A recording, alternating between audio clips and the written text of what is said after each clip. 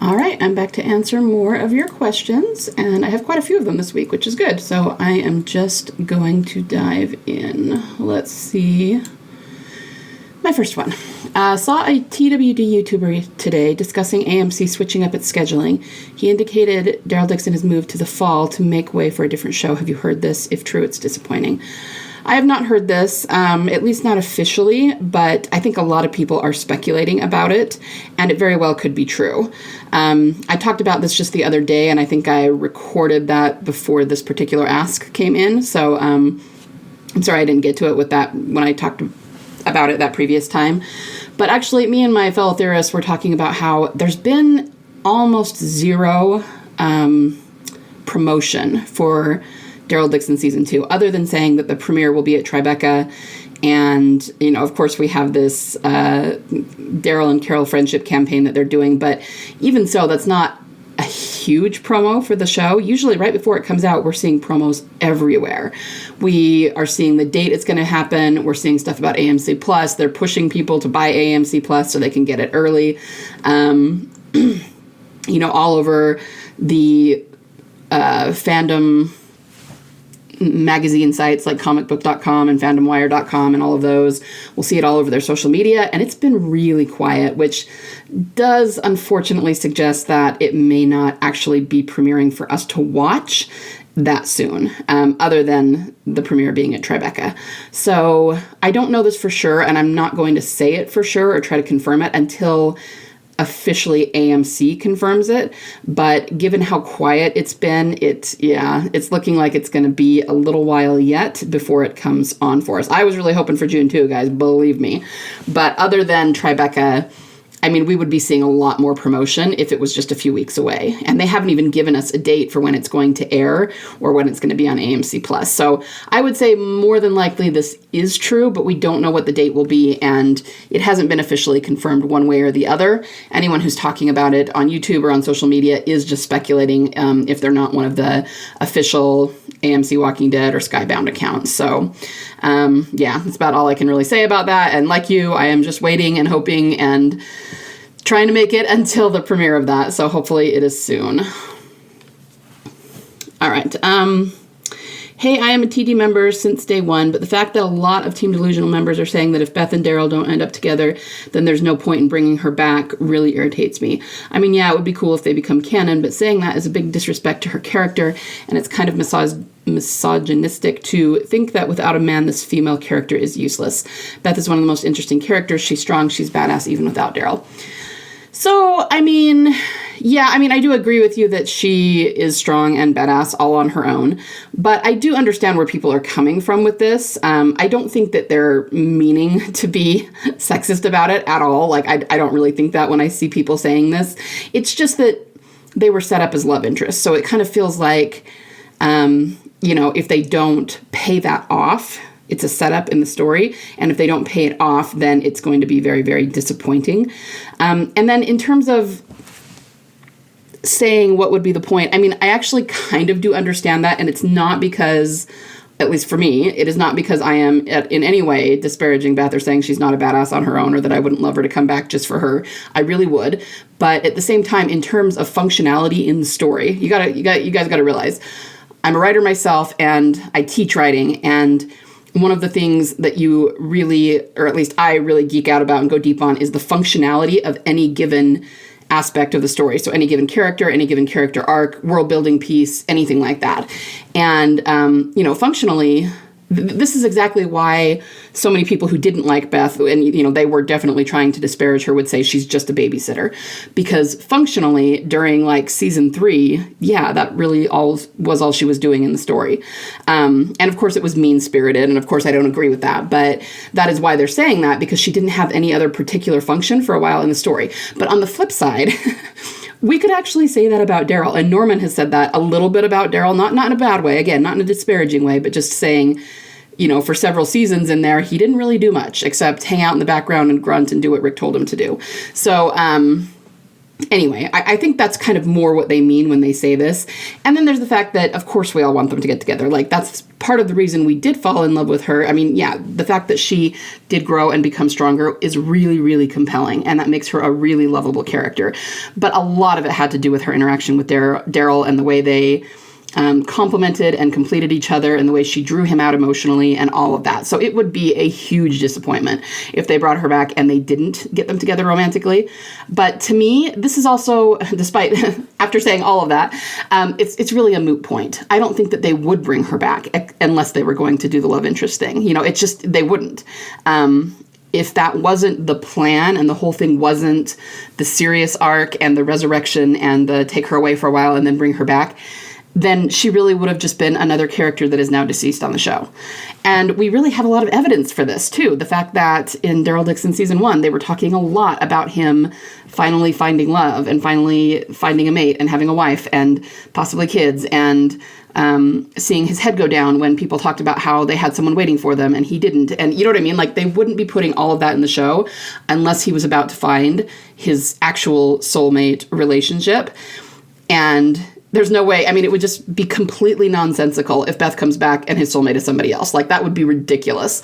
And that's just not the way that Gimple operates. So try not to be frustrated about it. I do understand where you're coming from, but also recognize that when people put things on the internet, it's really hard to always suss out what their thoughts and feelings and motivations about that are, because things come across so callously on the internet, you know, in text, in email, on social media. We don't have tone, we don't have voice, we don't have body language. So there's so much misunderstanding on the internet, you know. So I understand that you're looking at that and you're thinking that is a disparagement to her character, and maybe in some cases that's what they mean it to be, but I would say, especially for our fandom, 99% of the time that's not what they're thinking at all. They're just saying, we want the romance to happen, we want Daryl to be happy, we want the story they set up back in season 4 and 5 to be paid off, and I think that's totally valid. So just keep that in mind. Try to give your fellow TDers a little bit of grace and recognize that most of us are misunderstood to at least some extent or another when we post things on the internet. That's just the way it is. So I hope that helps. I hope that makes you feel a little bit better about it. Okay, next one. Where is Connie, and do you think that's a love for Daryl? No, well, I mean, as for the first question, as of the end of the flagship show, Connie is back at Alexandria with the others. So that's the last we saw of her, and we just assume she's there, living there, and you know, going about her life. And no, I think it's been pretty well established that she's not going to be a love interest for Daryl. I think it was teased and that she was used as a big foreshadow and a big symbol of things, but she herself, that character in the show, is not going to be a love interest for him. Next one. When does Daryl Dixon season 2 premiere, and God willing Beth gets a cameo or something? Do you think that will open up her to finally be out and about and film for when they get started on the 3rd season? I mean, assuming that they do reveal her in season 2, then yes, she could be out and about and filming. It just depends on what they give us of it. I do think that we will see her, or we will see some aspect of her, or some, I mean, even if except that Emily, we can't get past the fact that Emily has inexplicably been in Europe. So we do think she's been filming, and it's hard to get around that. But let me read you part of a conversation I had with my fellow theorist just yesterday. We were talking about just all the many ways that it could possibly play out. We don't know how it's going to play out, but we were talking about like when she might show up and when Daryl and Carol might find each other, because we have a lot of things that have to happen. I mean, obviously, as we start out, Carol is looking for Daryl, and we don't know how long it's going to be before she actually finds him and they actually reunite.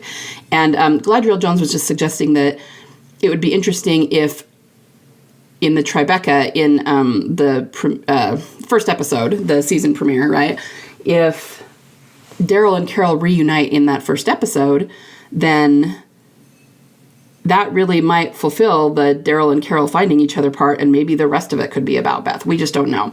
On the flip side, excuse me, I think it's possible that Daryl and Carol might not find each other until halfway through the season. And there's the whole, in Diverge, there's the whole Carol and Rat thing, and I've always felt like that was symbolic of something to do with Beth, but it's been hard to nail down exactly what. And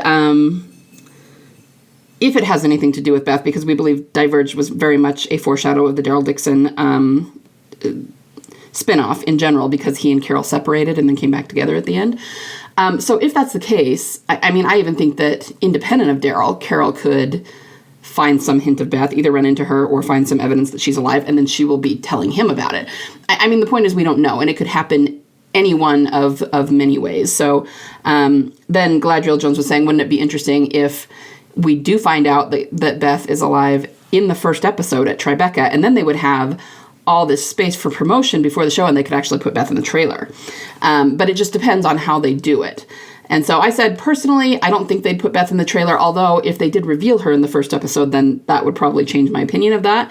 But assuming they don't reveal her, I don't think they'd put her in the trailer, especially if all this promotional silence is them going to great lengths to keep her return quiet. But I said, to your point, it would be interesting if we got a big hint in the trailer, like them saying somebody is alive. And the thing is, if they said something like that, the fandom would assume that they're talking about Rick, because at this point, Carol knows Rick is alive. We assume she does, and was at Alexandria when him and Michonne came back, and Daryl does not. So that's probably who she was talking about on the radio when she said someone came back. I'm sure it was Rick. So she needs to tell him that, right? And so if they said something like someone is alive, and it's, if they sort of mask it a little bit and we don't know whether it's a he or she, the fandom's going to assume they're talking about Rick, but it might really be Beth. So they could do things a lot of ways. Anyway, so I just said it would be a perfect misdirection to do that. But, and then I talked a little bit about Diverged, and then I just said, I can see it going either way. I can see Daryl and Carol reuniting by the end of the first episode. I also think it would be perfectly legit until they wait till episode 4 or something. The writers could pull it off either way. So anyway, I'm rambling about that a little bit. So we don't know when it's going to premiere, and we don't know how it's going to play out. But depending on what we see of her, how much a hint, if we actually see her, Emily in the show, I'm assuming that she'll be out and about and filming for season 3 more obviously once she's revealed. So anyway, that's all just to say that. So that probably answered your question and so much more. All right, let's do one more before we quit for today. Do you think there's anything with Beth's Snow White symbolism and the fact that the Disney castle was based on a place in Spain where Daryl is rumoredly headed?